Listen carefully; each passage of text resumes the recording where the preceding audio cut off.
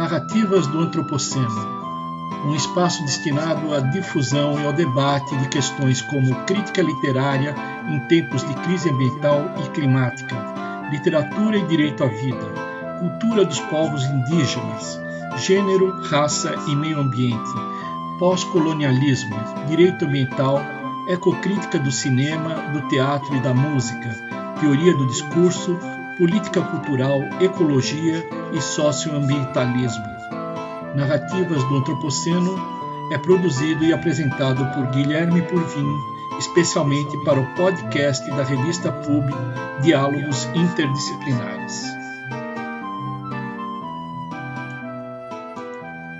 O 8º episódio de Narrativas do Antropoceno está dividido em 3 blocos. No primeiro, tratando de questões de gênero, eu convidei o professor Daniel Ferraz, do Departamento de Letras Modernas da USP, e a escritora carioca Juliana Berlin, para uma conversa tendo em foco especialmente recentes declarações da escritora J.K. Rowling, que vem sendo acusada de transfobia. O segundo bloco do podcast é uma entrevista com o escritor Zeca Sampaio, que acaba de lançar o romance histórico Tamoios, Genocídio em Nome de Deus. Finalmente, o terceiro bloco de nosso episódio é o prosseguimento da entrevista concedida pelo professor Carlos Marés à professora Sheila Pitombeira, ao procurador de Estado Emanuel Fonseca Lima e a mim há alguns dias.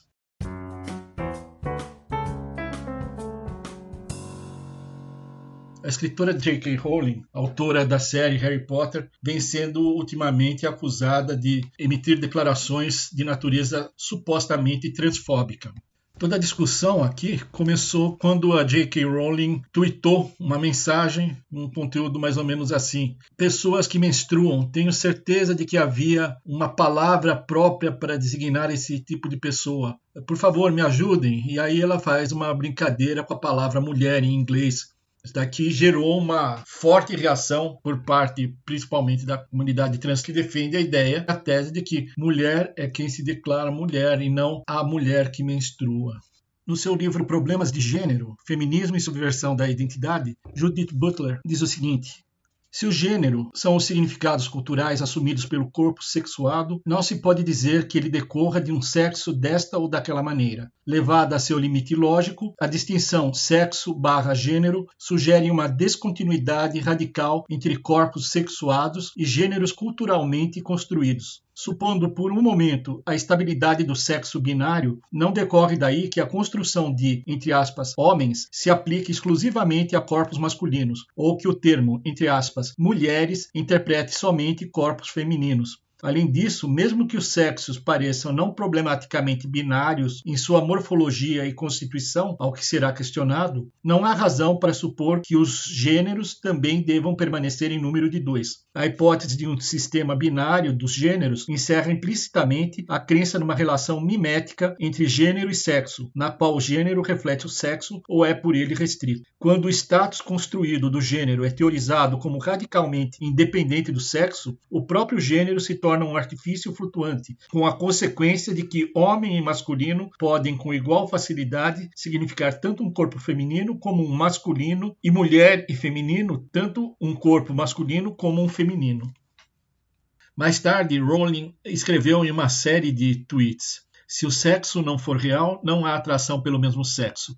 Se o sexo não for real, a realidade vivida pelas mulheres em todo o mundo é apagada. Eu conheço e amo pessoas trans, mas apagar o conceito de sexo remove a capacidade de muitos de discutir suas vidas de forma significativa. Não é ódio falar a verdade. A ideia de que mulheres como eu, que têm empatia por pessoas trans há décadas, odeiam pessoas trans porque pensam que sexo é real e tem consequências, é um absurdo. Elas são vulneráveis da mesma forma que as mulheres. Eu respeito o direito de todas as pessoas trans de viverem de uma forma que pareça autêntica e confortável para elas. Eu marcharia com você se você fosse discriminado por ser trans. Ao mesmo tempo, minha vida foi moldada por ser mulher. Não acredito que seja odioso dizer isso. Para falar sobre esse assunto, eu convidei o professor Daniel Ferraz, do Departamento de Letras Modernas da Faculdade de Filosofia, Letras e Ciências Humanas da Universidade de São Paulo, e a escritora Juliana Berlin, que é autora e co-organizadora do livro Transliteraturas, Estudo de Literatura sobre Personagens Trans. Eu sou o Daniel Ferraz, eu sou educador e formador de professores, e então é dessa perspectiva, né, das áreas de educação, educação linguística e formação, que eu vou rapidamente tentar fazer minha contribuição aí para essa discussão. Eu acompanhei os tweets e os posts da J.K. Rowling e algumas discussões e repercussões, né? E aí alguns pontos me vieram à mente, né? O primeiro deles é a questão da influência e da repercussão que um post ou alguns posts de pessoas consideradas celebridades ou famosas podem causar. Então, o impacto disso é muito grande e autores ou autoras que vendem milhares de livros, influenciadores digitais como o Felipe Neto, que acabou de atacar a área da sociologia no Brasil, enfim, essas pessoas que circulam nas mídias de massa e nas redes sociais com muita porosidade, né, com grande alcance, teriam que ter um pouquinho mais de responsabilidade. E aqui eu não estou dizendo que você não tem que ter opiniões, porque aí a pessoa fala, não, mas eu tenho direito a ter minha opinião. Sim, mas sendo uma pessoa que influencia outras milhares de pessoas, seria muito importante, não custa nada, essas pessoas terem uma opinião informada, uma opinião que você lê um pouquinho antes. E no caso da J.K. Rowling, segundo a gente percebe das discussões, essa transfobia e um ataque à diversidade de gêneros. O segundo ponto é justamente esse para mim. Eu acho que a gente precisa voltar com essas discussões nas áreas de educação, direito, todas as áreas sociais, nas áreas médicas, porque há uma confusão generalizada, uma falta de conhecimento em relação aos estudos de gênero e sexualidade de todos os pontos de vista, seja ele do ponto da perspectiva médica biológica, ou seja ele da perspectiva educacional. Eu nem vou falar da questão política, porque aí a gente já sabe a manipulação que tem sido feita já há alguns anos em relação ao ataque às diversidades de gênero e de sexualidades no Brasil, por exemplo. Então, ó, a questão da cura gay, do kit gay, ministros falando que nas universidades se ensina a criança a fazer sexo com 5 anos, enfim, é um descalabro, uma falta de conhecimento, uma ignorância, uma falta de leitura e de humanidade mesmo, sabe? Em relação ao entendimento da diversidade. Então, o projeto que se coloca no Brasil nesse momento é contra as diversidades e, além de ser contra, um ataque, né, simbólico. Você vê isso nas falas, tudo baseado na manipulação, espalhamento de fake news. E isso chega até as famílias. E isso é muito triste o que a gente está passando, porque é um retrocesso enorme em todas as áreas, né, no Brasil, no campo político, no campo educacional, no campo da medicina, das áreas biológicas, do direito à vida, do direito à diversidade, do direito de vivenciar o seu gênero e a sua sexualidade diferente da norma, da heteronormatividade. Enfim, é tanta coisa que a gente podia discutir e, como eu disse, é uma pena que essas pessoas que são celebridades, influenciadores digitais, não leiam um pouquinho antes, não busquem um pouquinho mais de conhecimento, de vários outros tipos de conhecimento, que não somente o seu, para poder colaborar com a formação de opinião e a formação de cidadãos. Desde que começou a escrever esses posts, a J.K. Rowling vem sendo rotulada de feminista radical trans-excludente, ou a sigla em inglês TERF. O termo foi cunhado em 2008 e originalmente aplicado a uma minoria de feministas que defendiam os sentimentos de outras feministas considerados transfóbicos, como a rejeição da afirmação de que mulheres trans são mulheres, a exclusão de mulheres trans dos espaços exclusivamente femininos e a oposição à legislação sobre direitos transgêneros. J.K. Rowling escreveu um ensaio em seu site e compartilhou com o texto TERF Wars. Ela disse o seguinte: acredito que a maioria das pessoas com identificação trans não apenas representam ameaça zero para os outros, mas são vulneráveis por todos os motivos que descrevi. Pessoas trans precisam e merecem proteção. Como as mulheres, eles têm maior probabilidade de serem mortos por parceiros sexuais. Mulheres trans que trabalham na indústria do sexo, especialmente mulheres trans negras, correm um risco particular. Como todas as outras sobreviventes de violência doméstica e violência sexual que conheço, não sinto nada além de empatia e solidariedade com as mulheres trans que foram abusadas por homens. Então, eu quero que as mulheres trans estejam seguras, ao mesmo tempo não quero tornar as meninas e mulheres nascidas menos seguras. Quando você abre as portas dos banheiros e vestiários para qualquer homem que acredita ou sente que é mulher, e como eu disse, os certificados de confirmação de gênero agora podem ser concedidos sem qualquer necessidade de cirurgia ou hormônios, então você abre a porta para todo e qualquer homem que deseje entrar. Mais recentemente, a autora foi envolvida mais uma vez numa polêmica relacionada à comunidade trans. Em seu novo livro intitulado Troubled Blood, escrito sob o pseudônimo Robert Galbraith, traz a história de um assassino em série que se veste de mulher para matar suas vítimas mulheres cis. O crítico literário do The Telegraph, Jake Garrett, criticou negativamente o livro, dizendo que a moral da história parece se resumir em nunca confie num homem vestido de mulher. A autora britânica já foi criticada por suas visões sobre a comunidade LGBT+, no passado. Há um tempo atrás, ela apoiou uma mulher que foi demitida por twittar que as pessoas não podem alterar seu sexo biológico. Cara English, do The Gendered Intelligence, uma organização por direitos trans do Reino Unido, afirmou que o momento em que Rowling decidiu reacender esse debate em meio a uma turbulenta luta por igualdade foi notável. Enquanto supremacistas brancos e seus parceiros sexistas, classistas e fascistas estão sendo desafiados nas ruas, é notável que ela reacenda argumentos mornos e essencialistas contra pessoas trans. Passo então agora a palavra para a escritora Juliana Berlin para que faça suas considerações sobre o assunto, concluindo este primeiro bloco do nosso podcast. Tem uma corrente do feminismo, é um feminismo de base materialista, que é uma corrente que eu conheço através de uma outra feminista, assim, eu não tenho leitura disso, mas que fala o seguinte: você pauta as coisas pela materialidade. Então, por exemplo, eu sou mulher, eu menstruo.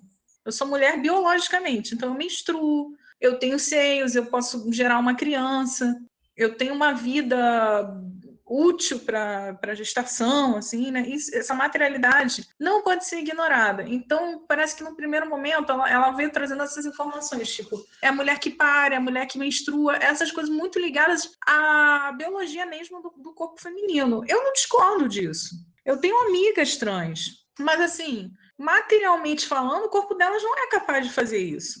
Entendeu? Elas vão ficar muito chateadas, mas é isso. Uma mulher trans, infelizmente, não tem essa possibilidade. Ainda não. Eu acredito até que a biologia possa mudar muito nesse sentido. Me parece que essa segunda investida dela é muito transfóbica, pelo que eu vi por alto. Porque uma coisa é você trazer essa realidade da materialidade do corpo da mulher. Eu sou mulher negra. Quando as pessoas são racistas comigo, elas não são racistas necessariamente pelo que eu penso, elas são racistas por causa da textura do meu cabelo, da cor da minha pele, a grossura dos meus lábios, é por causa disso. Então, assim, essa materialidade, eu acho que realmente tem que ser levada em conta nas questões de gênero, que as pessoas perdem isso de vista. Isso pode mudar daqui para frente? Eu acredito que vai. Inclusive com o avanço da ciência biológica, esses avanços tecnológicos aí de base biológica. Bom, isso é um ponto. Agora, se ela está realmente enveredando uma cruzada contra os transexuais, eu acho muito vacilo, porque é realmente um fenômeno novo, né?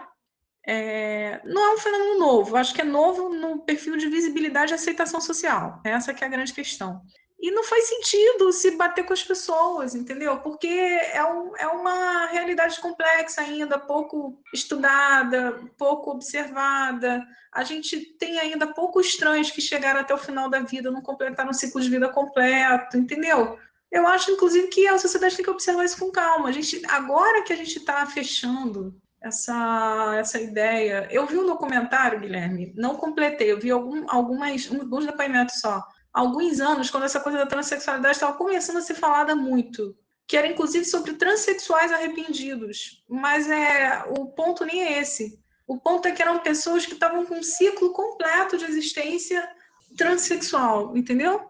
Eu sei que teve a garota dinamarquesa, mas a garota dinamarquesa foi um fenômeno. Se não me engano, essa questão da mudança de sexo é de algumas décadas para cá, talvez 5 ou 6 décadas. Então ainda tem que fazer muito mapeamento. Eu sou contra a posição da JK de ficar atacando as pessoas pura e simplesmente que elas são transexuais. Até porque antes de serem transexuais, são seres humanos.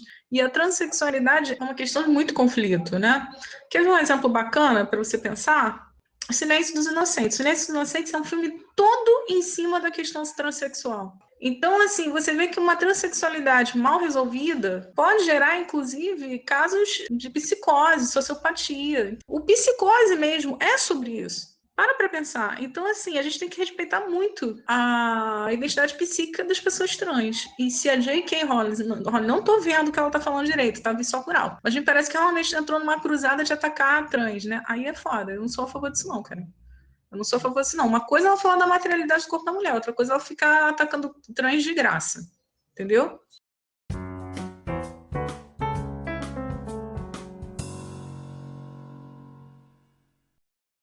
Nesse segundo bloco do nosso podcast, nós vamos entrevistar o escritor Zeca Sampaio, que acaba de lançar o romance histórico Tamoios, Genocídio em Nome de Deus, pela editora Terra Redonda. O Zeca Sampaio é autor também dos livros voltados para crianças Agora é Minha Vez, lançado pela Blink Book, e Zé Chimpanzé, Trilha das Letras. Além disso, ele é músico e diretor de teatro. O romance Tamoios, Genocídio em Nome de Deus, foi escrito pelo Zeca Sampaio ao longo de muitos anos, a partir de uma ideia que ele desenvolveu juntamente com seu irmão, já falecido, Lu Garcia. Lu Garcia também era escritor e tem um livro póstumo lançado pela Terra Redonda chamado Mambucaba. Então vamos lá. A gente vai conversar hoje com o Zeca Sampaio, professor de artes, Faculdade Paulista de Artes e diretor de teatro. Você está lançando agora o romance Tamoios, Genocídio em Nome de Deus, né? Como é que surgiu esse romance, Zeca? É a primeira vez que você publica um texto em prosa, né, de ficção? Sim, é a primeira vez um texto em prosa, ficção e assim, que tem um tema, um romance histórico mesmo, né? Então, como é que surgiu o seu interesse em escrever sobre a Guerra dos Tamoios, a Confederação dos Tamoios? Então, essa história é uma história bastante longa, na verdade. Na década de 70, eu tinha um irmão que já faleceu e a gente frequentava juntos a praia de Camburi, ali tinha uma casinha no meio do mato e uma das amigas ali do pedaço apareceu com um livro que contava essa história da Guerra dos Tamoios. E nós ficamos endoidecidos pela história. De repente, a gente percebeu que nós estávamos ali onde isso tudo tinha acontecido e que essas pessoas eram certamente antepassados das pessoas que nos cercavam ali, daqueles caiçaras que vivem ali na praia, né? Que viviam mais ainda próximos naquela época. Hoje, as praias já foram bastante tomadas pelos turistas. Os caiçaras estão até, inclusive, muitas vezes encostados no morro, né? Ou até saíram, foram para Santos e tudo mais. Mas naquela época tinha ainda um contato razoável com os caiçaras. E eu também tenho, assim, meu avô é da Ilhabela. E, embora eu não tenha conhecido meu avô, a gente tinha, assim, uma certa noção de história familiar que tinha também uma ligação com os índios de Ilhabela e tudo mais. Então, embora eu não tenha cara de indígena de forma alguma, né, eu sempre tive um pouco essa ligação de que essa é a nossa história. Ela estava lá e nós ficamos enlouquecidos por elas durante anos, alguns anos. Nós moramos em Ilhabela, eu e esse meu irmão, e a gente montou peça de teatro, fez roteiro para filme, voltava a essa história regularmente. Depois ele faleceu e a história continuou comigo, até que um dia eu disse: eu preciso contar essa história porque ela está ali. E eu, assim, durante esses anos todos, eu fui buscando informações. Quem eram os tupinambás, que eram os líderes, né, da confederação. Os tamoios eram uma confederação de indígenas, eles não eram um grupo só. Eles eram várias nações que se reuniram para tentar expulsar os portugueses que viviam fazendo expedições para as aldeias deles para caçar índios para vender como escravos, né? Principalmente quem fazia isso aqui em São Paulo, era talvez o principal desses, foi o João Ramalho, né? O famoso João Ramalho. O João Ramalho era um preador de índios. Ele, na verdade, ele fundou uma vila que hoje não é a mesma vila que está lá. É São Bernardo, mas não é o São Bernardo de hoje. Ficava ali na região do ABC, mas essa vila sumiu depois da morte do João Ramalho, que parece que viveu muitos e muitos anos. Conta-se do João Ramalho desde lá, quando chegou o Martim Afonso aqui em 1530 e pouco, até o fim do século ele estava por ali ainda caçando índio. Tem histórias dele vendendo quantidades grandes de índios que eram colocados em navios e levados para Pernambuco para trabalhar nos engenhos de açúcar lá em Pernambuco. Esse foi a primeira onda escravocrata no Brasil, né? Então, essas tribos, essas várias nações indígenas que viviam aqui na região, algumas delas, os tupiniquins principalmente, se aliaram aos portugueses. A famosa história do Tibiriçá, né, que a filha casou com o João Ramalho. Então, ele vai viver com os jesuítas na aldeia de São Paulo, né, quando eles fundam São Paulo. Mas as outras nações em torno, cansadas de serem atacadas, se reuniram, formaram uma confederação. E essa confederação foi tentar expulsar os portugueses da terra. E eles eram liderados pelos tupinambás, que viviam basicamente, o principal líder do início da confederação é o Cunhambebe, que é um tupinambá de uma aldeia da região de Ubatuba. E o segundo grande líder, depois que o Cunhambebe morre, é o Aimberê, que era o chefe da aldeia da Caiçara, né, da Baía de Guanabara. Então, eles têm esse território que vai mais ou menos de próximo à Ilhabela, de Boiçucanga, mais ou menos, por aí, metade do caminho para São Sebastião, até Rio de Janeiro. Para cima do Rio de Janeiro já eram os Teminimós. E para baixo eram esses tupiniquins que aderiram ao convívio com os portugueses. Então, essa turma desta região, que era a região que a gente frequentava, foi a primeira grande revolta indígena contra a invasão mesmo portuguesa, né? E boa parte desse livro foi escrito em Barra Duna. A gente tem um pouco essa ilusão, né? Essa coisa que foi formada de que os índios foram extintos e que nós somos o fruto, basicamente, da colonização portuguesa, com uma mistura com negros vindos da África, né? Escravizados, e que, então, essa é a nossa cultura, né? Que vai dar o samba, que vai dar... a cultura indígena fica meio idealizada no romantismo lá, né? Naquela coisa do índio que foi de um tempo e tal. Primeiro, isso não é uma realidade. Os índios, embora tenham quase sido exterminados mesmo no Brasil, eles estão se recuperando como povos, né? Há um aumento da quantidade de indígenas vivendo no Brasil, embora eles estejam sendo novamente muito atacados, mas nos últimos 30 anos, vamos dizer 40 anos, eles cresceram de população. Quando os portugueses chegaram aqui no Brasil, eles eram coisa de uns 6 milhões. Esses foram dizimados em grande quantidade mesmo, e na década de 70, por aí, tinham assim, uns 200 mil índios, hoje já tem mais de 2 milhões. Eles estão se recuperando porque estão fazendo uma luta mesmo, né? Os povos da floresta estão organizados, buscando... Estão se identificando, né? A gente vê o próprio Ailton Krenak, que resgatou, né, a sua ancestralidade, e muitos deles estão fazendo isso. Muitas tribos indígenas lutaram até serem dizimados ou até chegar num esgotamento em que eles passavam a meio que aderir um pouco à civilização numa periferia. Nós temos até hoje os guaranis aí vivendo agora em reservas, mas até alguns anos atrás, quando essas reservas ainda não existiam, eles eram índios que estavam na periferia das nossas cidades, assim, né? Jaraguá, né, tem uma aldeia grande, uma reserva agora. Você pode falar para a gente o que foi a Guerra dos Tamoios, assim, em linhas gerais? Em que ano foi isso daqui? No século XVI?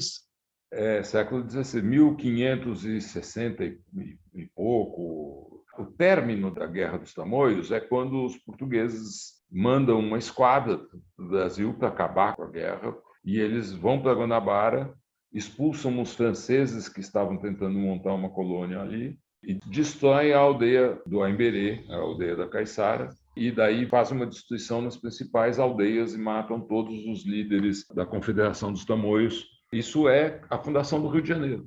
Este livro, primeiro que nós lemos, era um livro que tinha sido encomendado ao autor para comemorar os 400 anos da fundação do Rio de Janeiro, que é de 1564. Só que ele, em vez de comemorar a fundação do Rio de Janeiro, contou a história de como o Rio de Janeiro tinha sido fundado para acabar com uma guerra de libertação dos tamoios.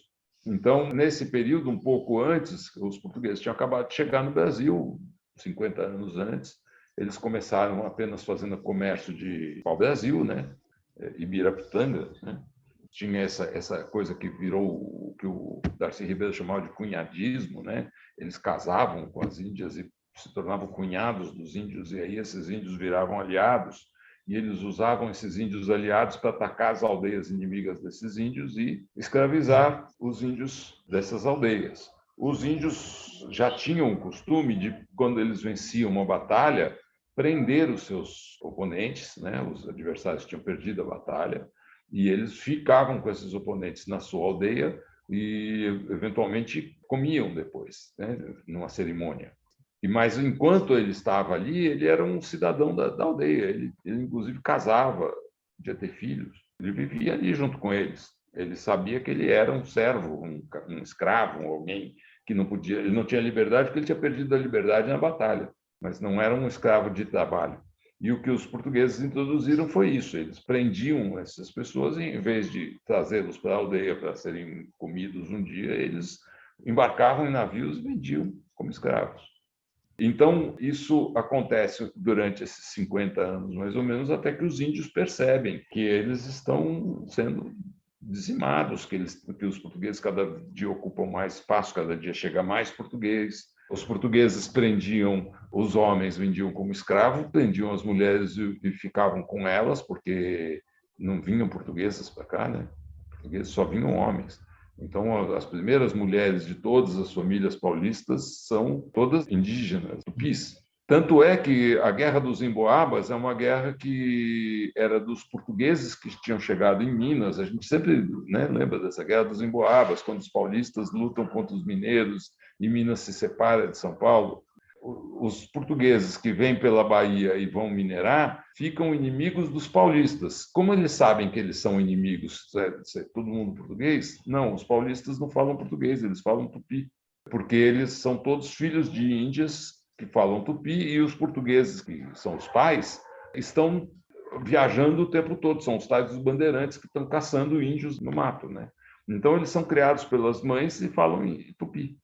São Paulo teve uma época que falava a primeira língua falada era o tupi, a segunda língua era o espanhol. A terceira língua era o português, porque como São Paulo era o caminho de entrada para o Paraguai, muito espanhol passava por aqui e falava-se mais espanhol do que português também. E a coroa portuguesa também proibiu a fala do espanhol.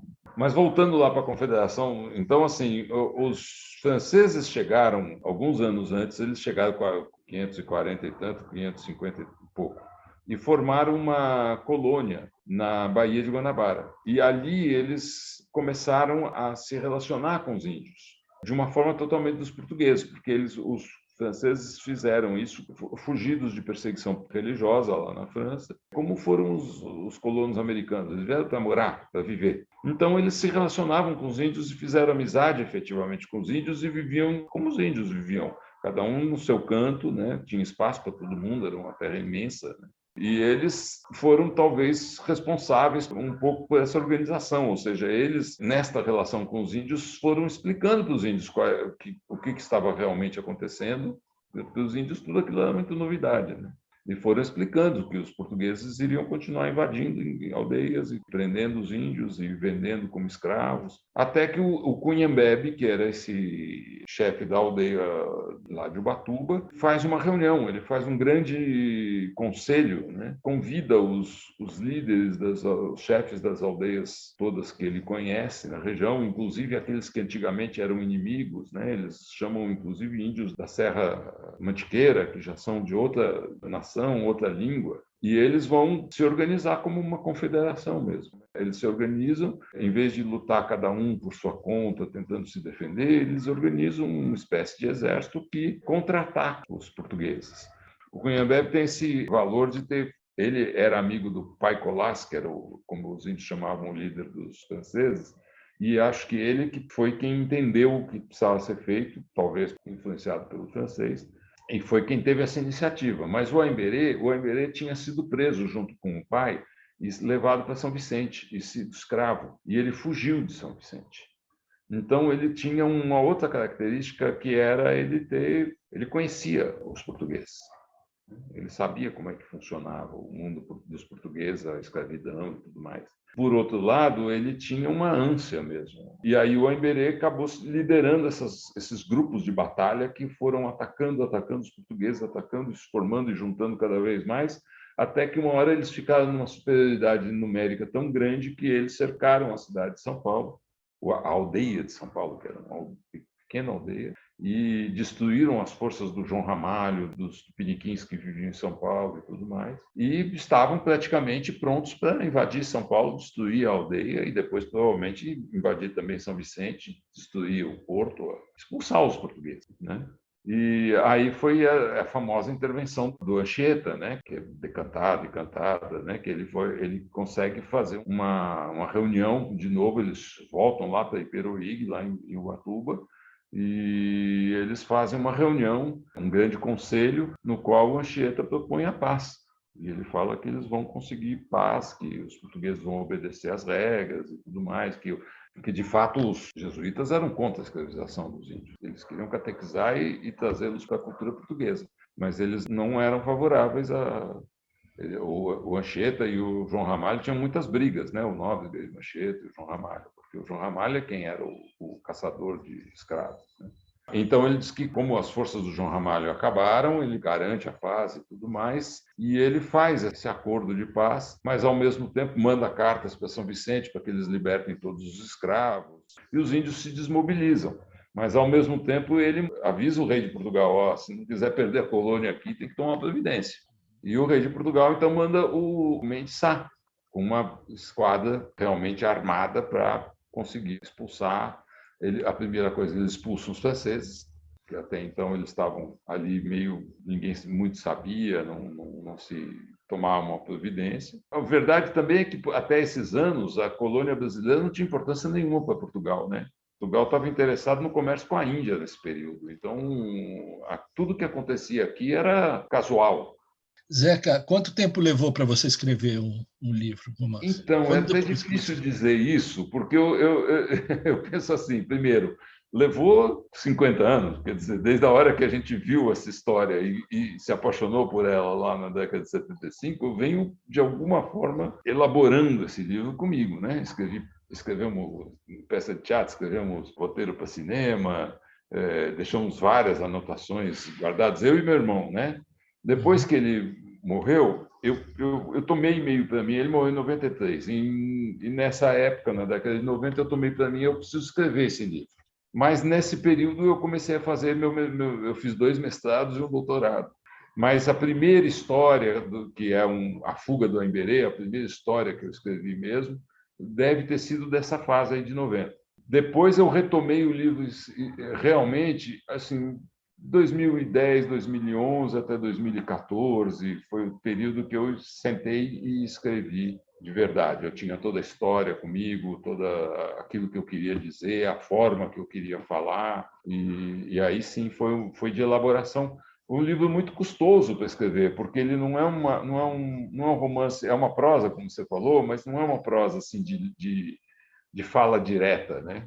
Eu queria comentar isso daqui com você, sobre a forma do livro, né? Porque ele não é uma narrativa linear. Ele tem até passagem aí que quem está falando é o camburi, é o peixe. Quem conta a história é o peixe. Às vezes o texto está em primeira pessoa, às vezes vai para a terceira pessoa. É uma polifonia, né? São várias vozes que vão contando. Então você vai vendo pelo contexto que não é só o índio, não é só a natureza que está falando, tem também voz do português aí. Isso daqui poderia eventualmente até ter sido estruturado como um poema, como o Cobra Norato, né? E eu sei que você é apaixonado pela poesia do Raul Bopp, né?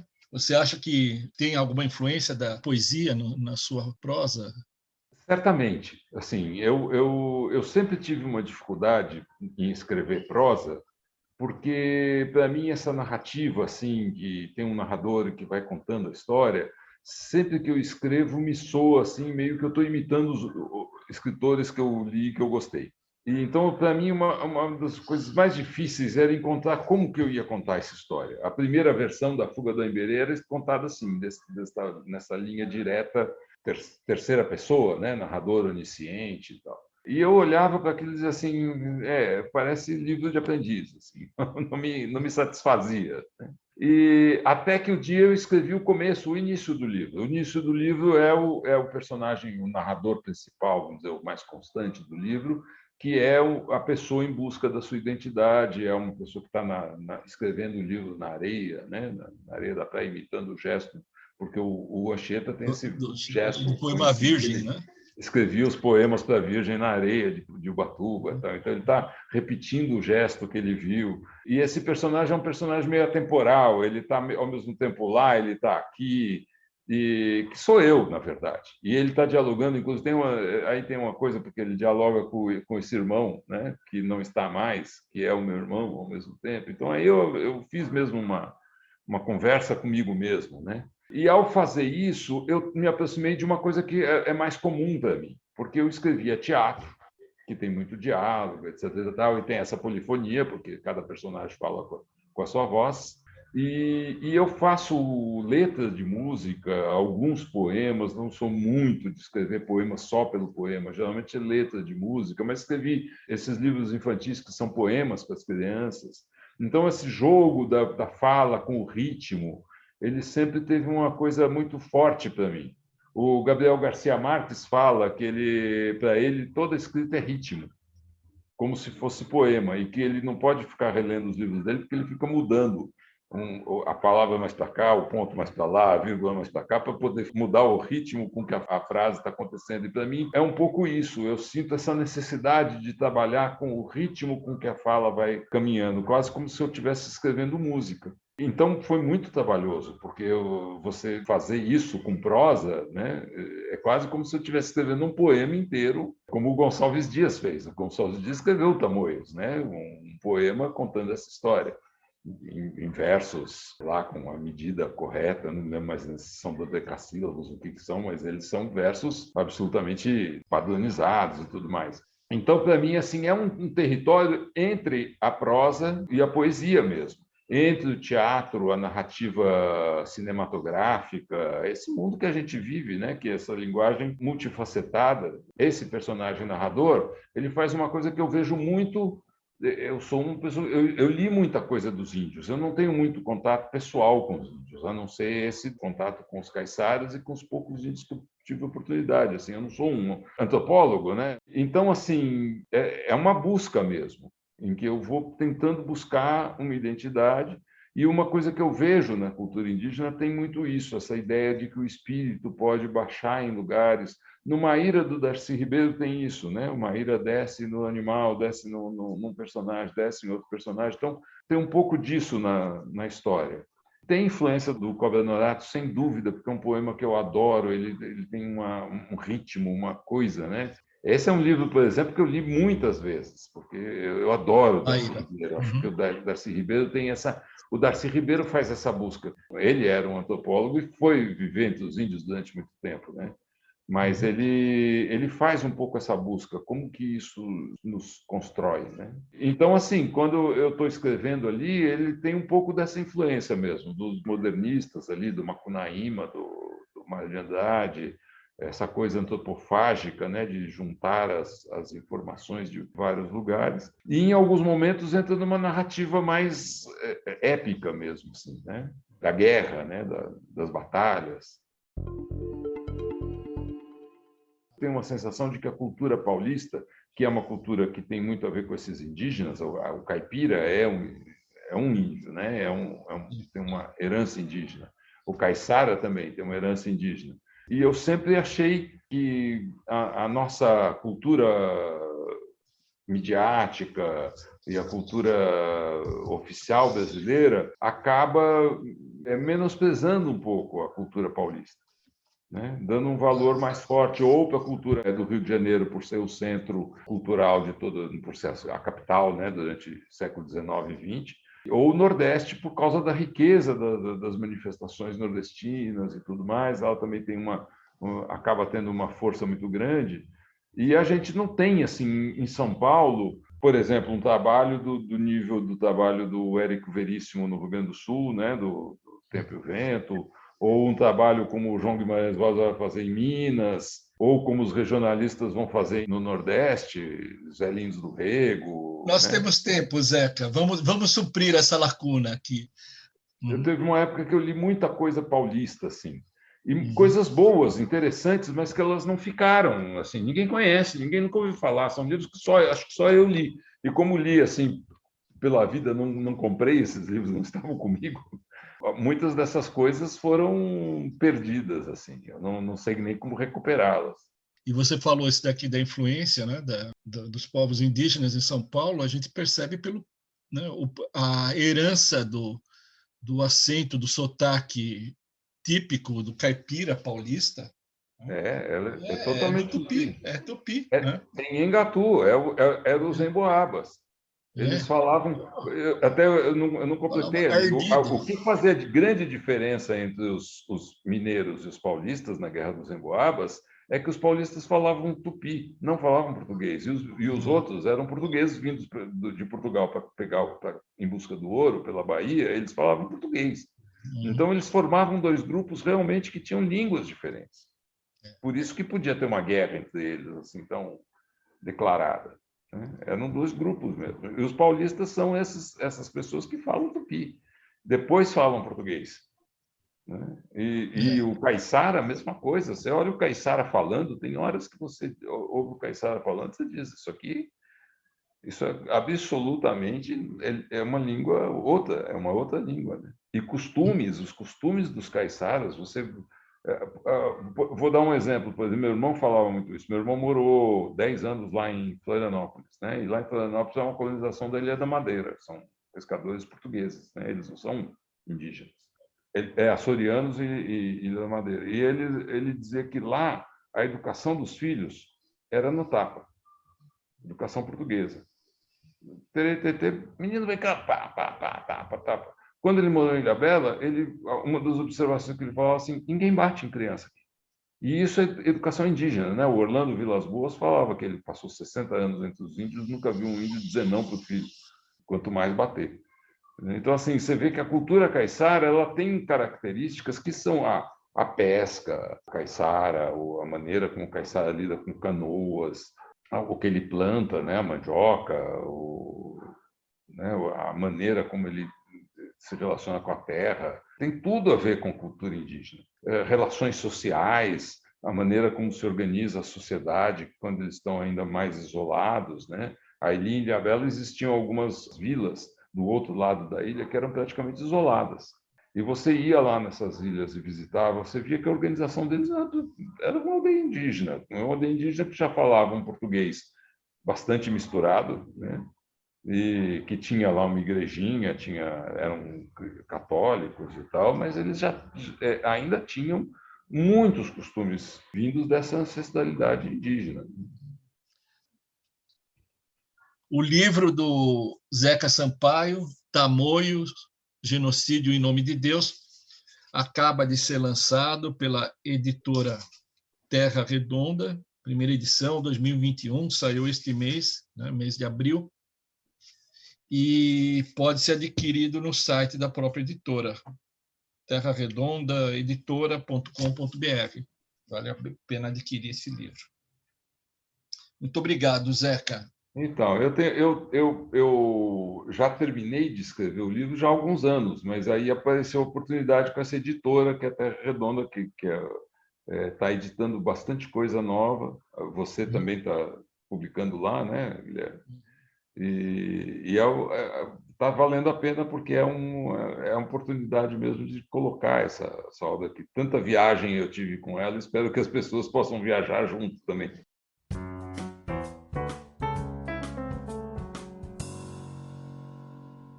Neste nosso terceiro e último bloco do podcast Narrativas do Antropoceno, a gente vai continuar ouvindo a entrevista concedida pelo professor Carlos Marés, professor de Direito Socioambiental da PUC do Paraná, ex-procurador-geral do Estado do Paraná, diretor do IBAP e ex-presidente da FUNAI, concedida para a Procuradora de Justiça Sheila Pitombeira, para o Procurador de Estado Emanuel Fonseca Lima e para mim.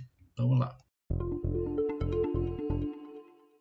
Marés, a gente sabe que o povo Yanomami ocupa território brasileiro e venezuelano. Você acha que seria possível uma das soluções para resolver esse tipo de situação absurda que foi colocada, né? Esse tipo de decisão da FUNAI? Não seria se outorgar para efeitos de direitos políticos uma dupla cidadania para todos os povos que ocupem mais de um território nacional nos moldes do Estado moderno? Nós temos vários povos nessas condições, não é? E eu me lembro de uma história, Guilherme, muito interessante, lá pela década de... Não, década de 90, final da década de 90, já depois da Constituição, e que alguns indígenas passaram a receber, ter direito a receber aposentadoria rural, por idade, né? E essa aposentadoria rural, em algumas comunidades, passou a ter muita importância, porque era um dinheirinho que entrava. E, obviamente, como eles são comunitários, esse era um dinheirinho que entrava para a comunidade. Então, esse dinheiro dos velhinhos lá repartiam entre todos e compravam coisas coletivas. Nunca se imaginou algum velhinho ficar rico por causa disso, né? Então, isso era uma coisa comunitária. E o povo ticuna, que é um povo que vive em 3 fronteiras, em 3 países, na tríplice fronteira da Amazônia, que é Peru, Colômbia e Brasil, os ticuna vivem ali, eles vivem na Colômbia, vivem no Brasil, eles têm um território que abrange os 3 países. Estão na fronteira, e um para cá, outro para lá. A maior parte sabe distinguir muito bem, mas alguns não sabem. Alguns ticunas que vivem na fronteira ali, eles não sabem exatamente onde é que é o Brasil, onde é que é o Peru, onde é que é a Colômbia, e daí falam português com os peruanos, colombiano com os brasileiros e assim por diante. E o Exército decidiu que, para dar a pensão para os velhos tinham que falar perfeitamente o português. Se viesse falar com sotaque castelhano, não ganhavam. Mas é que a maior parte não fala perfeitamente português, mesmo porque eles falam ticuna. Eles têm, inclusive, a escola ticuna. Eles aprendem tudo em ticuna. E então começou a surgir um problema que ninguém mais podia receber a tal pensão porque não falavam português corretamente. E na discussão, eu participei dessa discussão. E a discussão que eu dizia era o seguinte, e o Exército acabou adotando, não sei se eles inventaram, deram uma mudada na minha tese, mas eles usaram a minha tese, dizendo assim, cada um que receba a pensão é brasileiro. Quem está recebendo a pensão é brasileiro. Portanto, fale ou não fale português, ele é brasileiro. O que os brasileiros fazem na fronteira? Defendem o Brasil. O que os ticunas fazem se ganham alguns privilégios no Brasil? Eles querem que o Brasil, que ali onde eles estejam, seja o Brasil. Portanto, eles vão defender as fronteiras brasileiras. E houve essa constatação efetiva. Os ticunas todos se diziam brasileiros, mesmo quando viviam no Peru, na Colômbia. Eles preferiam ser brasileiros. Perguntavam, vocês são o quê? Brasil. Nós somos brasileiros. Se bobeassem, se tivessem chance, até torciam para a seleção brasileira no futebol, contra a Colômbia e o Peru. Por quê? Porque eles tinham a vinculação deles, a relação era com o Brasil. Então eu dizia, se o Brasil tem políticas públicas efetivas para essas populações, de garantia de território, de garantia de escola, de garantia de saúde, e além do mais essa pensão de aposentadoria, é claro que eles são brasileiros. Eles se auto-identificam como brasileiros depois de serem ticunas, obviamente.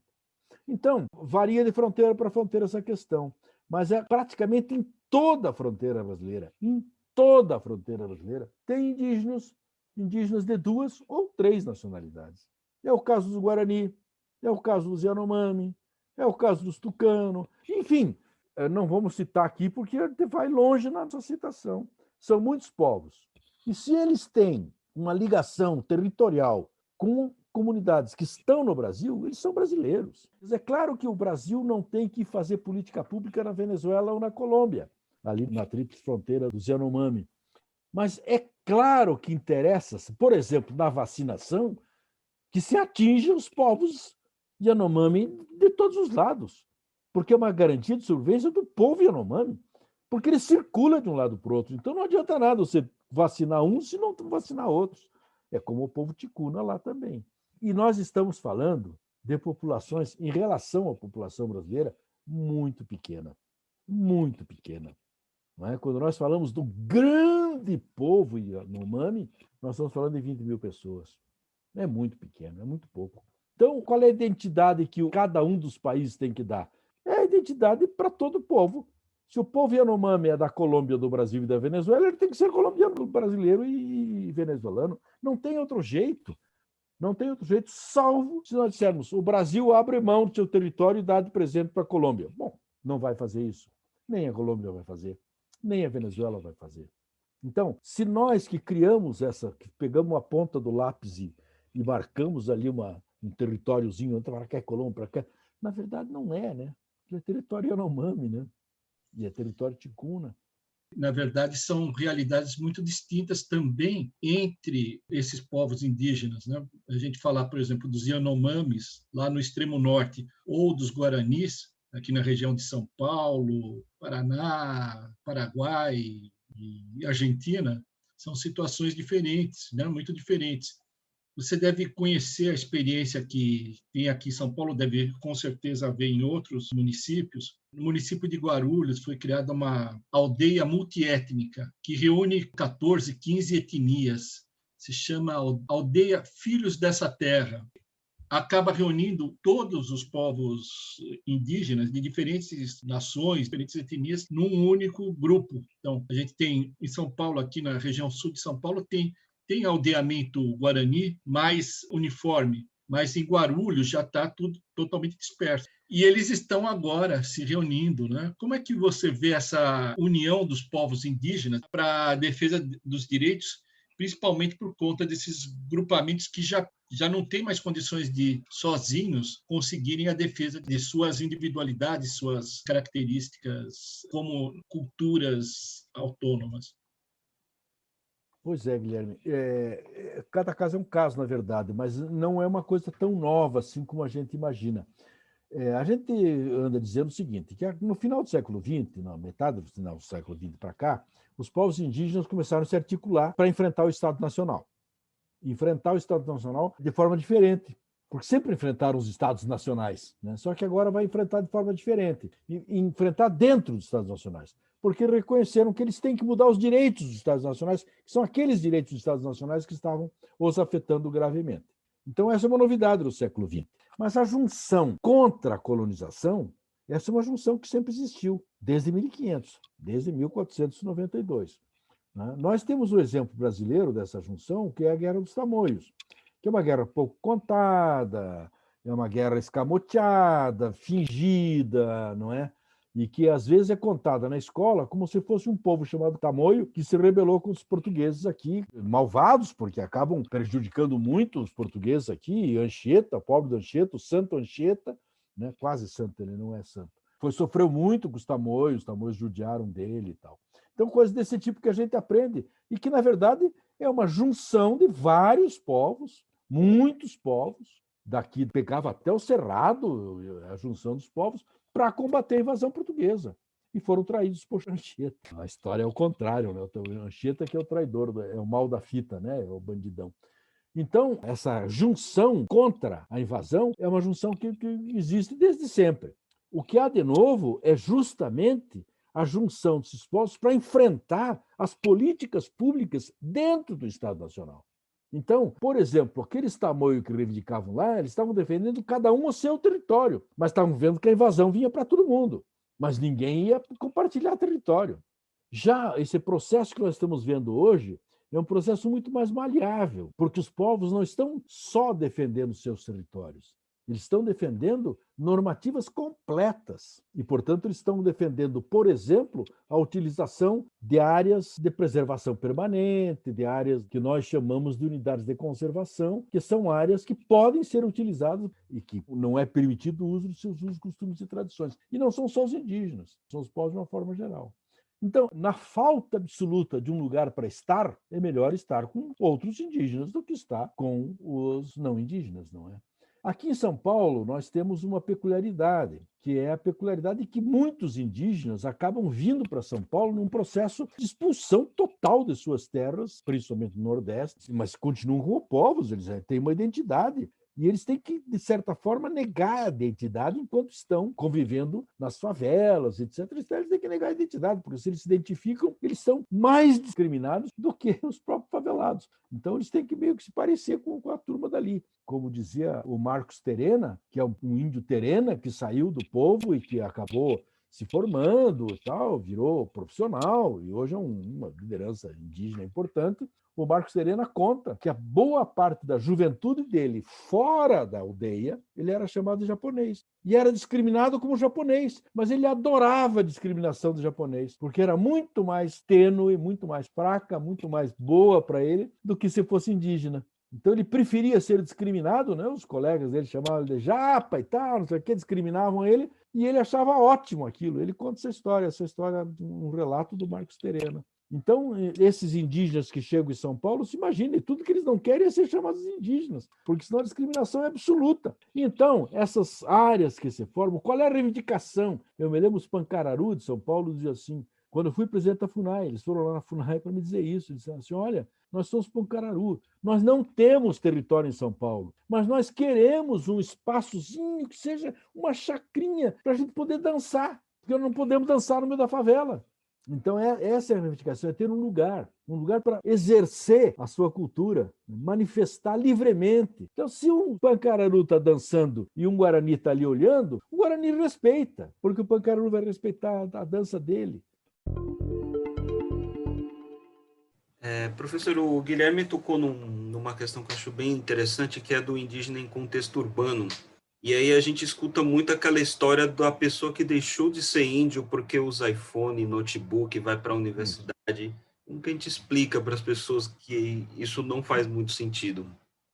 Pois é, os índios do Equador tinham o lema do movimento indígena equatoriano era eu posso ser o que você é sem deixar de ser o que sou. E isso é uma coisa mais ou menos óbvia. O fato de você adotar culturas, até língua, né, de outro povo, não necessariamente se vira o outro povo e muito menos deixa de ser o que você é. Então, é muito interessante isso, porque as pessoas, em geral, nós, o Ocidente, nós gostamos de falar outras línguas e comer comidas exóticas de outros países, né, que chamamos de exóticas no verdadeiro sentido da palavra, né, exótica de fora, né? Entretanto, não conseguimos entender que os povos indígenas, eles podem, mesmo com todas as mudanças que eles podem introduzir, continuam sendo povos indígenas. É claro que o problema dos indígenas urbanos tem algumas características muito curiosas. Alguns podem até deixar efetivamente de ser indígena, não é? Não é pelo fato de ter nascido, vivido, sendo criado em um povo que ele se torna povo o resto da vida. Não, ele pode mudar, como nós mesmos podemos mudar. Agora, quem que vai dizer se ele mudou? Vai ser ele e a comunidade dele. Não vamos ser nós, com estereótipos, né, dizer que ele mudou. Essa é a questão, não é? Então, se ele continua sendo aceito pela comunidade e continua aceitando a comunidade, se aceitando como essa comunidade, ele continua. Não somos nós que vamos dizer assim, não, você não é mais, então você vai dizer para Ailton Krenak. Não, Ailton Krenak é um filósofo, é um pensador, tem curso universitário, usa roupa bonita, é elegante, bonito. Deixou de ser Krenak. Dizia mais, e nem mora na área Krenak. Ele realmente não morava na área Krenak. Mas ele é uma pessoa reconhecida, era liderança? Lá não. Ele chegava na área Krenak e ninguém dava muita bola para ele. Ele era um dos qualquer lá, né? Fazia parte do povo ali como outro qualquer. Não tinha nenhuma prevalência sobre os outros. Mas era reconhecido como tal. Pô, essa conversa acabou porque o Krenak foi morar na aldeia. Ele desistiu de tudo que tinha fora da aldeia e acabou indo morar na aldeia, né? E mora hoje, né? Aí acaba a história, quer dizer, agora não dá mais para dizer porque o Krenak não é mais Krenak, o Ailton Krenak não é Krenak, mora lá na aldeia. Então, mas e antes ele não era? Claro que era, né? Então, essa autoidentidade é fundamental nesse ponto. Agora, nós somos muito soberbos, né? E, além de soberbos, muito arrogante, no sentido de querer nós sabermos se são ou não são. Isso é a criação do Ocidente, né? Isso é a criação de nós, né? E não dos outros, né?